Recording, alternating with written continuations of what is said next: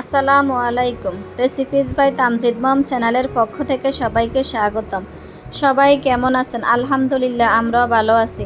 আজকে আরও একটি রেসিপি নিয়ে হাজির হলাম। আজকের রেসিপি হচ্ছে হাতে মাখা হাঁসের মাংস রান্নার রেসিপি। আশা করছি আমার এই রেসিপিটি আপনাদের কাছে ভালো লাগবে। আমার রেসিপিটি যদি ভালো লাগে আমার চ্যানেলটি সাবস্ক্রাইব করে আমার পাশে থাকবেন। এখানে আমি হাঁসের মাংসগুলো ধুয়ে পরিষ্কার করে নিয়েছি। এখন একটা পাতিলে নিয়ে নিলাম, দিয়ে দিলাম 2 টেবিল চামচ আদা বাটা, 2 টেবিল চামচ রসুন বাটা, দিয়ে দিলাম পেঁয়াজ পরিমাণ মতো একটু বেশি দিলাম, দিয়ে দিলাম সরিষার তেল। আমি সরিষার তেলটা দিয়ে হাঁসটা রান্না করব। দিয়ে দিলাম স্বাদ মতো লবণ।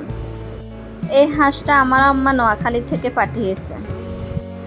এখন দিয়ে দিব 1 চামচের থেকে সামান্য একটু বেশি হলুদের গুঁড়া, দিয়ে দিব 1.5 চামচ মরিচের গুঁড়া।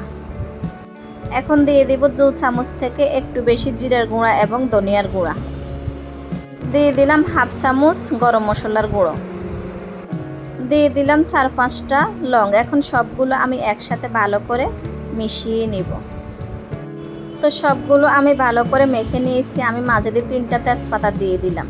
এখন আমি একটা ঢাকনা দিয়ে ডেকে চুলার আঁচটা একদম লোতে করে রান্না করব। আমি এখন ঢাকনাটা উঠিয়ে নিলাম। আমি চুলার আঁচটা লোতে করে আমি 20 মিনিটের মতো কষিয়ে নিয়েছি। আমি সবগুলোকে আবার একটু নেড়ে ছেড়ে দিব। আমি ঢাকনাটা উঠিয়ে অনেকবার একটু নেড়ে ছেড়ে দিয়েছি হাঁসগুলোকে। এখন আমি পরিমাণ মতো কিছুটা পানি দিয়ে আরও কিছুক্ষণ হাঁসগুলো কষিয়ে নিব। এ পর্যায়ে আমি চুলার আঁচটা মিডিয়াম করে দিয়েছি। এখন একটা ঢাকনা দিয়ে ডেকে আমি আরও কিছুক্ষণ কষিয়ে নিব। পানিগুলো যখন আমার এরকম শুকিয়ে আসবে আমি আবার একটু নেড়ে ছেড়ে দিলাম। আমি কিছুটা আলু কেটে রেখেছি, ওই আলুগুলোকে আমি দিয়ে দিলাম। দিয়ে সবগুলো আমি আবার একসাথে নেড়ে ছেড়ে মিশিয়ে নিব। সবগুলো আমার মিশানো হয়ে গেছে।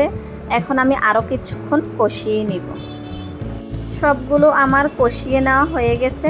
এখন আমি পরিমাণ মতো পানি দিয়ে দিলাম।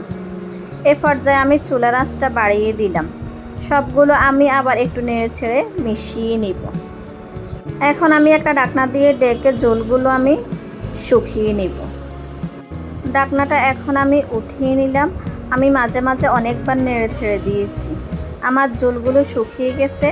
এ পর্যায়ে হয়ে আসলে আমি চুলাটা বন্ধ করে দিব। তো হয়ে গেল আমার হাতে মাখা হাঁসের মাংস রান্না। আমি এখন একটা প্লেটে পরিবেশন করে নিব। দেখতে যেমন সুন্দর হয়েছে, মাশাআল্লাহ খেতেও খুব মজা হয়েছে। আপনারা একবার হলেও এভাবে বাসায় ট্রাই করবেন। হাঁসের মাংস ভালো করে কষিয়ে নিলে খেতে খুব মজা হয়। সবাই ভালো থাকবেন। আল্লাহ হাফেজ।